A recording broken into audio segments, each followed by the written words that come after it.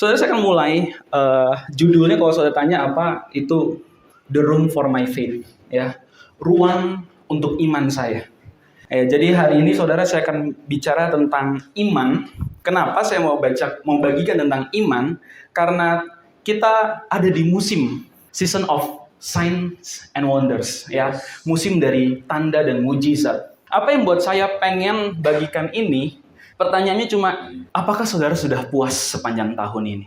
Atau kita hanya melewati hari demi hari, bulan demi bulan, dengan cara yang biasa dan berlalu begitu saja? Kenapa pertanyaan ini muncul dalam hati saya? Karena suatu kali, kurang lebih minggu lalu atau 2 minggu lalu, ada youth di Serang tuh tanya, apa yang akan terjadi sama satu orang, dia percaya Yesus, tapi dia nggak percaya semua kebenaran firman. Jawabannya, di daerah di mana dia tidak percaya itu, maka dia nggak akan dapat kemenangan. Masuk surga nggak? Masuk surga. Cuma yang masuk surganya ya sudah. Karena imannya nggak bertumbuh, karena imannya benih. Hanya dia, maksudnya iman dia sebatas, dia selama dia hidup, dia hanya pakai iman dia untuk sebatas, saya percaya Yesus adalah juru selamat buat saya. Titik. Apa area-area yang Tuhan mau kasih yang ada? Banyak, saudara. Saya sendiri, waktu saya baru bertobat, saudara, saya itu sangat terkagum dengan pengajaran yang Pasef bagikan. Saya waktu itu merasa begitu haus, dan waktu saya datang ke Anelaka, saya lihat, wow, ini gereja luar biasa. Firman yang dibagikan itu benar-benar daging. Saya masih ingat dulu waktu awal saya bertobat, itu firman yang dibagikan tuh tentang pemuritan, bagaimana urapan, bagaimana murid harus mengejar, dan lain sebagainya, Saya tercengang melihat itu. Tapi ada satu hal yang saya waktu tahun-tahun pertama saya tuh nggak pegang, itu kesembuhan. Jadi kalau saya nggak banyak otak-atik di daerah kesembuhan dan saya nggak langsung bermain, jawabannya kenapa? Karena takut. Gitu, kalau saya doain nggak sembuh gimana? Jadi kalau saya nggak pegang daerah itu, saya nggak ambil daerah itu, ya maka saya nggak akan dapat kemenangan di situ. Segala kuasa telah diberikan kepadamu. Tuhan tuh begini, saudara. Ini panggilanmu. Ini janji bahwa engkau akan diberkati. Ini janji kesembuhan. Ini janji keberhasilan. Tapi kalau kita cuma ambil salah satu bagian, maka kita nggak akan dapat kemenangan. Anak muda, cinta Tuhan, melayani, datang ke gereja rajin, tapi nggak percaya sama panggilan. Ya begitu-begitu aja. Karena kalau dia nggak pernah nerima panggilan sebagai sesuatu yang spiritual dan alkitabiah, maka dia nggak akan melihat itu hal yang wow. Dan dia akan lewatin itu biasa aja. Seperti yang saya bilang, apakah saudara sudah puas di musim tanda dan mujizat? Atau kita hanya melewati hari demi hari? Hal berikutnya yang saya terlewat, yang mengejutkan adalah, saudara, apa? Iman. Saya waktu bertobat, saya belajar tentang iman. Saya tahu apa itu iman. Saya tahu bagaimana itu bekerja. Tapi sebagai seorang anak yang papa mamanya masih ada, yang pagi siang sore makan disediain, apalagi kalau kebutuhannya mau motor, mau buku, mau apa, semua ada gitu. Berdoa, ya nggak pakai iman, nggak terbiasa. Jadi waktu itu, saudara, saya nggak terbiasa mengaktifasi iman saya. Masalahnya, iman ini itu seperti benih. Jadi kalau ini kita nggak pernah aktifkan, kita nggak pernah rindu untuk melihat ini bertumbuh, ya kita akan di situ-situ aja. Kita akan jadi orang, ya Kristen, terima Tuhan, percaya sebagai juru selamat, tapi kita nggak ngalamin kemenangan. Kenapa saya kasih judul namanya Ruang untuk Iman? Karena iman kita, saudara, itu tuh perlu bertumbuh. Dan kalau kita mau iman kita ini bertumbuh, dia perlu ruang, perlu space untuk bertumbuh. Ilustrasi yang paling gampang, saudara, kalau kamu pelihara hiu itu akan bertumbuh nyesuaiin akuarium yang kamu punya. Jadi pada satu umur tertentu, itu hiu itu kamu harus besarin akuariumnya, karena kalau enggak dia nggak akan bertumbuh.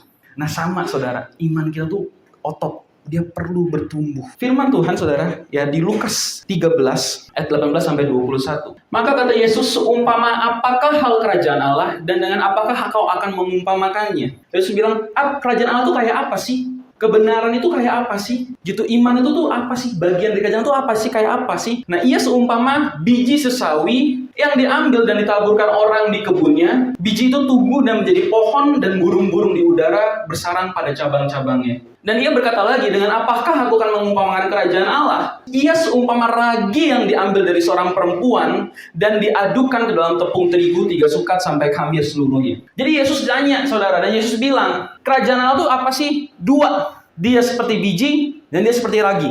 Seperti biji, karena dia harus bertumbuh.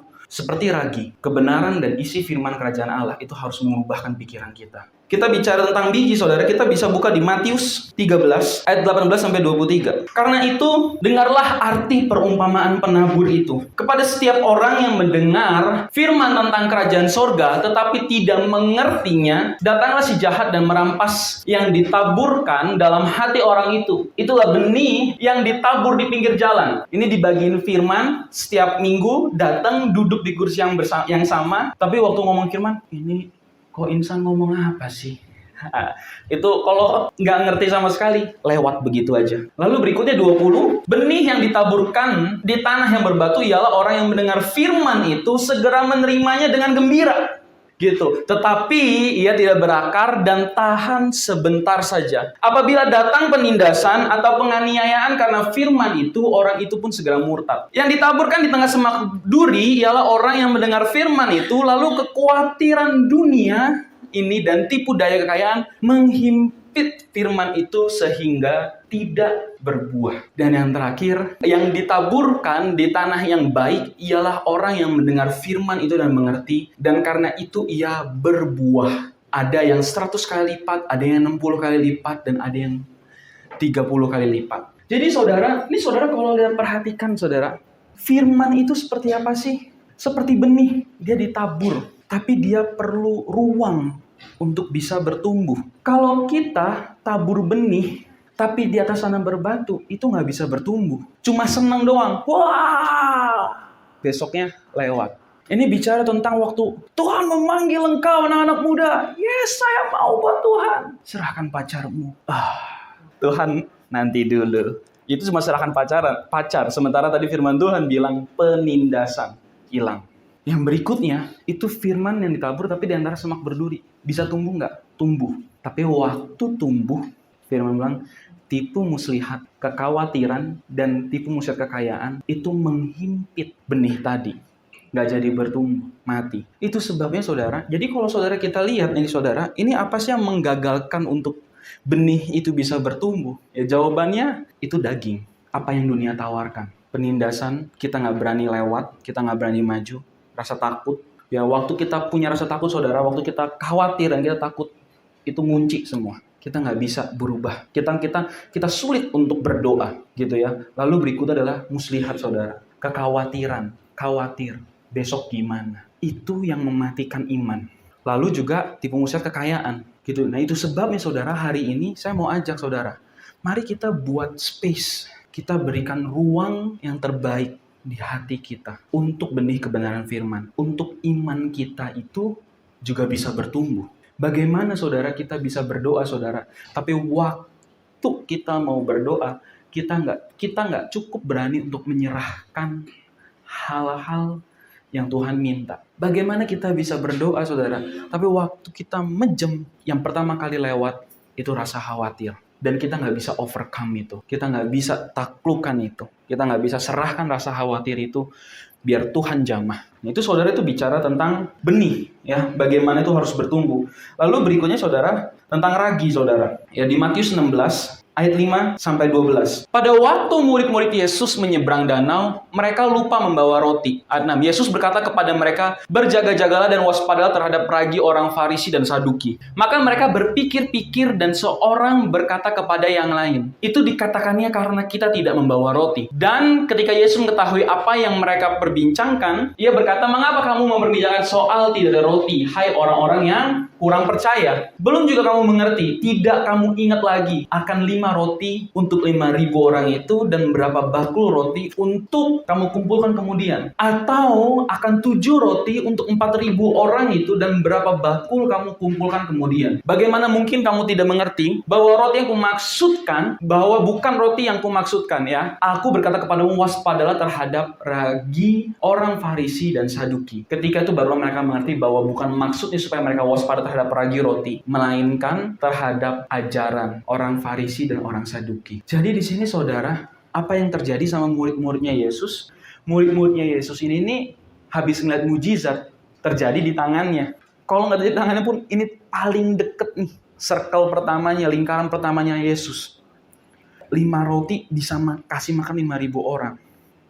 Tapi apa yang terjadi saudara? Cara pikir mereka tuh nggak bisa berubah. Meskipun mujizat itu terjadi persis di depan mata mereka, mujizat itu tidak bisa mengubahkan pikiran mereka. Karena yang mereka lihat selalu dari sisi dunia. Ke-12 murid Yesus pada waktu ini, dia tuh nggak ngelihat lebih dalam daripada itu. Justru ketika mujizat ini terjadi, seharusnya mujizat itu merubahkan hati kita. Membuat kita semakin hari semakin kenal. Oh ini ya, bagaimana Allah bekerja dalam hidup saya. Nah sama demikian saudara, halnya dengan kita semua. Kalau kita mau saudara melewati, kalau kita mau menghidupi musim dari tanda dan mujizat saudara, dengan jawaban-jawaban doa, kita perlu punya iman, di mana iman itu tuh benar-benar bertumbuh. Kita perlu mengingat apa yang Tuhan lakukan. Sewaktu Tuhan bisa melakukan pertama kali, dia akan melakukan yang kedua kalinya. Dan dari situ kita akan terus bertumbuh. Suatu kali waktu semester 1, semester 2, waktu itu ada camp di Singapura. Saya nggak bisa ikut. Dan saya juga waktu itu masih baru banget bertobat. Terus Pak Chef cuma bilang sama saya simple. Insan, beriman ya. Nabung, beriman. Bikin paspor, tuker uang ke dolar, beriman supaya kamu bisa pergi. Saudara tahu, saya itu dari kecil itu nggak pernah dapat kesempatan untuk pergi, untuk tanda kutip melihat dunia. Jadi karena papa saya dulu punya toko, ya kehidupan saya sehari-hari di toko aja. Ya melihat rutinnya ya itu aja. Terus saya nggak pernah kepikir hal-hal yang besar, ngelihat hal yang besar itu nggak pernah terpikir. Sampai akhirnya pas Steph bawa saya ke Singapura, saya itu mulai melihat, oh ini dunia. Dan alangkah besarnya dunia itu. Tapi saudara waktu itu, saya beriman. Saya tuh kalau nggak salah, dulu saya tuh kekurangan hanya bisa hidup untuk hari-hari dan lewat. Ya saya beriman dan saya nabung saudara. Terus saudara tahu, saya cuma bilang, pas saya bilang buat paspor. Saya buat paspor. Waktu saya buat paspor, ya ampun Tuhan, senengnya. Jadi paspor saudara, saya ngumpulin uang. Terus waktu ngumpulin uang, kok nggak puas ya rasanya ya. Saya percaya ada langkah iman yang Tuhan masih mau lakukan. Gitu. Dan waktu saya terdorong, nabung dalam bentuk dolar. Itu jadi saya tuh kuliah tuh kadang saya ke money changer, saya tukerin uang 30.000 untuk 3 dolar Singapura, saudara. Waktu itu singkat cerita, Pak Chef support saya, tapi saudara harus tahu, sekalipun Pak Chef support saya cuma ngeliat, Tuhan tolong saya loh, pergi nih ke Singapura nih, gitu. Pas saya lihat Tuhan tolong saya pergi, saya nyampe di Singapura, saya ingin keluar bandara, saya bilang, Tuhan, one day saya akan pergi lagi ke sini. Saya akan kembali lagi.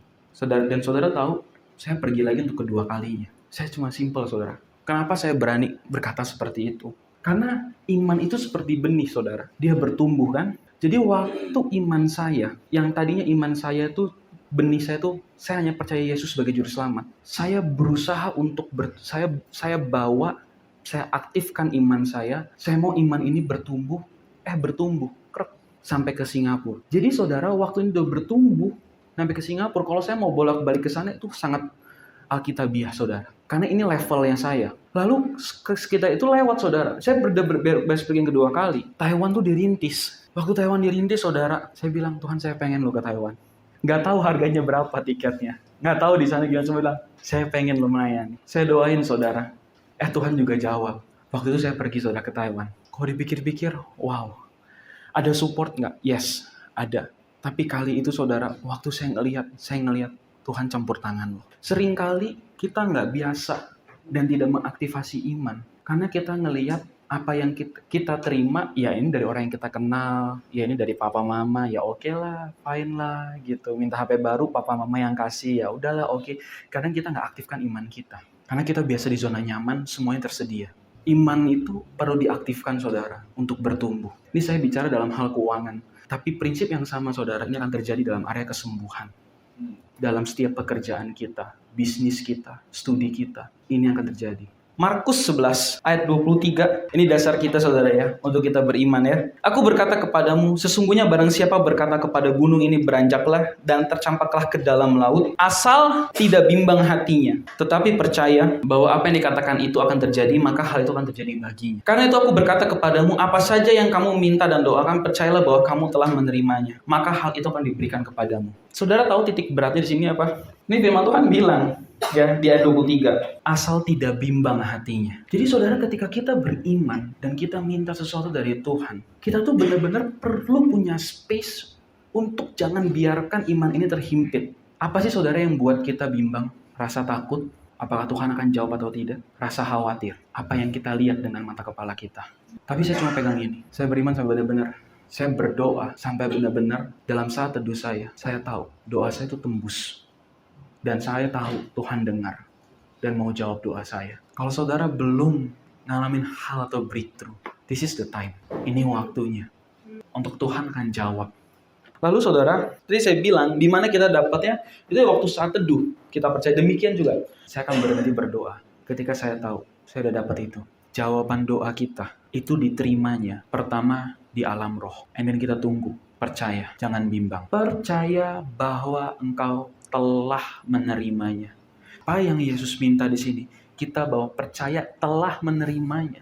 Kalau saudara minta gitar, saudara berdoa, saudara beriman untuk gitar. Dan saudara dapatkan di alam roh. Besok pagi, gitarnya belum tentu ada. Tapi ketika saudara berdoa, Tuhan saya mengucap syukur untuk gitar ini. Ini respon yang sesungguhnya saudara. Karena percaya saya telah menerimanya. Meskipun belum ada, saya percaya saya telah menerimanya. Saya mengucap syukur untuk gitar ini. Jadi pertempuran kita saudara, waktu kita mau jawaban atas doa kita iman, itu dimenangkan dalam saat teduh kita, dalam doa kita saudara. Baru itu nanti akan dimanifestasikan tengah-tengah kita. Matius 18 ayat 1-5. Pada waktu itu, datanglah murid-murid itu kepada Yesus dan bertanya, siapakah yang terbesar dalam kerajaan sorga? Maka Yesus memanggil seorang anak kecil dan menempatkannya di tengah-tengah mereka. Lalu berkata, aku berkata kepadamu, sesungguhnya jika kamu tidak bertobat dan menjadi seperti anak kecil ini, kamu tidak akan masuk ke dalam kerajaan sorga. Sedangkan barang siapa merendahkan diri dan menjadi seperti anak kecil ini, dialah yang terbesar dalam kerajaan sorga. Dan barang siapa menyambut seorang anak ini dalam namaku, yang menyambut aku. Ya, Yesus bilang, tanya siapa sih yang terbesar? Ini anak kecil. Ditulis untuk orang Yahudi. Mereka tahu semua tradisi, mereka tahu semua liturgi dengan jelas, urutan-urutan, tata cara semua tahu. Yesus cuma bilang, kalau kamu nggak bertobat, nggak jadi seperti anak ini, karena pikiran itu seperti kanvas kosong, Tuhan bisa taruh apa aja. Cara dia ikut Tuhan tulus dan penuh kemurnian. Mau ikut, mau datang. Ikut Tuhan dan beriman, semakin kecil, semakin muda, semakin luar biasa. Cuma satu hal saudara, apa yang buat itu terjadi? Karena dari kecil dia sudah terbiasa datang dan ikut. Dia kayak anak kecil yang cuma dipegang tangannya, dia jalan, dia ngikut, dia cepat belajar. Tapi pertanyaan cuma simpel, apakah kita mau praktekkan itu atau enggak? Apakah kita mau melihat hal yang supranatural itu lebih nyata dari dunia ini atau tidak? Di Lukas 8 ayat 40-55. Itu kalau saudara buka di handphone, dia punya perikop, Yesus membangkitkan anak Yairus dan menyembuhkan seorang perempuan yang sakit pendarahan. Saudara, Yairus itu siapa sih? Yairus itu kepala ibadat. Tapi apa yang terjadi saudara? Waktu saya baca lagi kitab ini, saya melihat Yairus ini punya iman yang luar biasa. Saudara tahu kenapa? Karena cerita tentang Yairus itu ditulis di 3 Injil yang lain. Ada satu Injil yang mengatakan bahwa anaknya Yairus sudah mati, lalu Yairus ini pergi. Tapi di ayat ini tertulis ceritanya itu gimana sih? Yairus punya anak 12 tahun, anaknya sakit, sudah mau meninggal. Lalu Yairus ini cari Yesus. Begitu dapat Yesus, Yairus bawa dong. Di tengah-tengah perjalanan ada momen perempuan pendarahan pegang jubahnya Yesus. Perempuan itu sembuh saudara. Lalu gak lama kemudian orang dari rumahnya Yairus itu nyamperin, Yairus, anakmu sudah gak ada. Buat apa kamu menyusah-nyusahkan guru? Saudara tahu kenapa tuh Tuhan berbicara? Waktu saya baca ini saudara, saya ingat persis bagaimana saya terima kabar papi saya nggak ada. Waktu itu saudara, tanggal 17 bulan 7 2017, papi saya diputuskan operasi bypass. Papi saya masuk masa observasi kurang lebih 1 minggu. Papi saya udah bilang, San papi mau pulang. Kita ada asuransi. Papi ada penyumbatan di jantung dan lemak di jantung. Saya tuh baru tahu papi saya tuh nahan, dia sudah terkena penyempitan pembuluh darah karena lemaknya itu kurang lebih 5 tahun dan dia nggak ngapa-ngapain gitu. Sampai suatu kali papi saya kolaps, waktu kolaps dibawa ke rumah sakit. Ini udah nggak bisa pasang ring. Karena ini kalau pasang ring diteken ini bisa meledak karena lemaknya tuh udah mengeras. Jadi caranya bypass. Dari situ saya dibawa ke rumah sakit Jakarta Timur. Jadi gitu akhirnya singkat cerita papi saya diputuskan di bypass, masuk masa observasi. Saya sore hari saudara, lagi mesen nasi goreng. San naik San, saya tinggalin nasi goreng.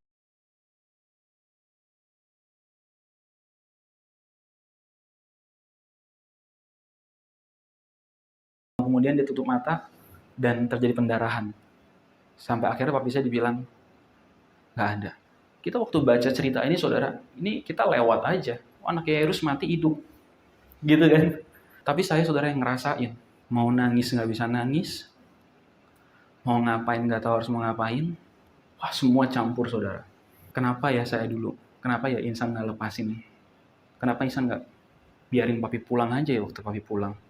Gitu ya. Kenapa ya waktu itu? Wah, semua pertanyaan tuh datang saudara. Semua pertanyaan tuh datang.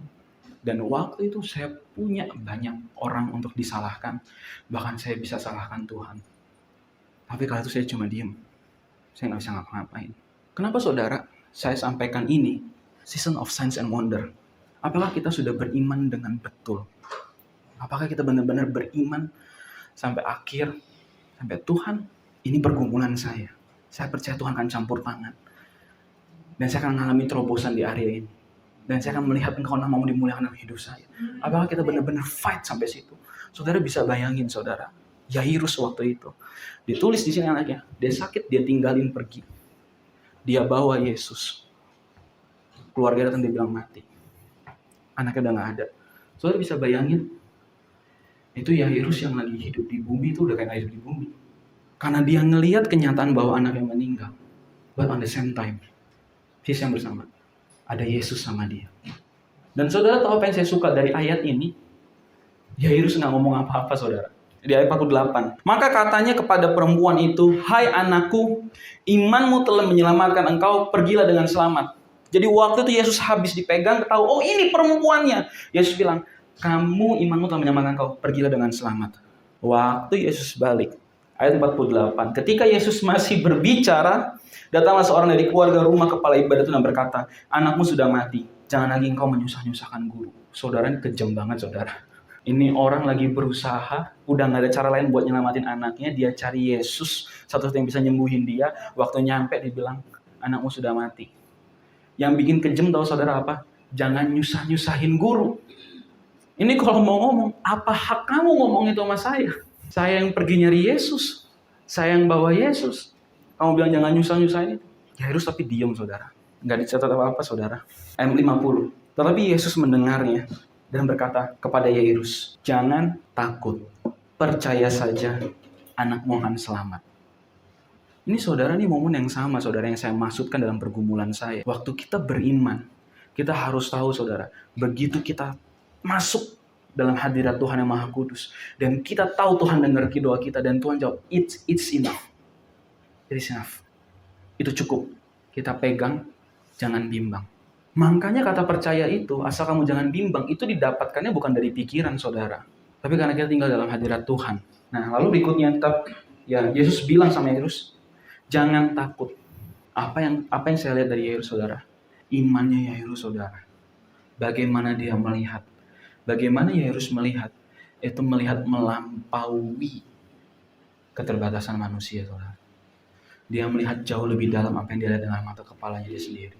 Dia benar-benar melihat Tuhan akan campur tangan. Ayat 51, setibanya di rumah Yairus, Yesus tidak memperbolehkan seorang pun ikut masuk dengan dia, kecuali Petrus, Yohanes, dan Yakobus, dan ayah anak itu serta ibunya. Semua orang menangis dan meratapi anak itu, akan tetapi Yesus berkata, jangan menangis, ia tidak mati, tetapi tidur. Mereka menertawakan dia, udah pasti, karena cara pikirnya bertolak belakang sama Yesus, karena mereka tahu bahwa anak itu telah mati. Lalu Yesus memegang tangan anak itu dan berseru, hai anak bangunlah. Maka kembali roh anak itu dan seketika itu juga ia bangkit berdiri. Lalu Yesus menyuruh mereka memberi makan anak itu. Saudara, apa saudara yang saya pelajarin di sini saudara? Di ayat 51 dikatakan, setibanya di rumah Yairus, Yesus tidak memperbolehkan seorang pun ikut masuk dengan dia, kecuali Petrus, Yohanes, Yakobus, dan ayah anak itu serta ibunya. Saudara tahu kenapa? Karena Yesus gak bisa bergerak kalau dia ditolak. Itu seisi rumah yang menertawakan, itu dia menolak. Yesus gak akan bisa bekerja saudara kalau ditolak. Setahu saya firman Tuhan bilang, selama penyakit itu masih bisa disebut, itu bisa disembuhkan. Setahu saya firman Tuhan bilang, ketika seseorang terima Yesus, orang itu menerima sozo saudara. Bukan cuma sekedar masuk surga, tapi hidup yang berkelimpahan. Dalam Markus 2 ayat 1-5 saudara. Kemudian sesudah lewat beberapa hari, waktu Yesus datang lagi ke Kapernaum, tersiarlah kabar bahwa ia ada di rumah. Maka datanglah orang-orang berkerumun sehingga tidak ada lagi tempat, bahkan di muka pintu pun tidak. Sementara ia memberikan firman kepada mereka, ada orang-orang datang membawa kepadanya seorang lumpuh digotong oleh 4 orang. Ada orang lumpuh, saudara, digotong sama 4 orang. Tetapi mereka tidak dapat membawanya kepadanya karena orang banyak itu. Lalu mereka membuka atap yang di atasnya. Sesudah terbuka, mereka menurunkan tilam tempat orang lumpuh itu berbaring. Ini ada orang lumpuh dibawa sama 4 orang, nggak bisa masuk, saudara. 4 orang ini dia bawa ke atas atap, dibukain atapnya, dia turunin 1 orang ini. Ketika Yesus, iman mereka. Kala ia orang lumpuh itu, hai anakku, dosamu sudah diampuni. Iman siapa, saudara? Iman mereka, saudara. Saudara ngerti maksud saya? Kesembuhan yang terjadi karena Yesus melihat orang-orang di sekitar orang lumpuh itu, saudara.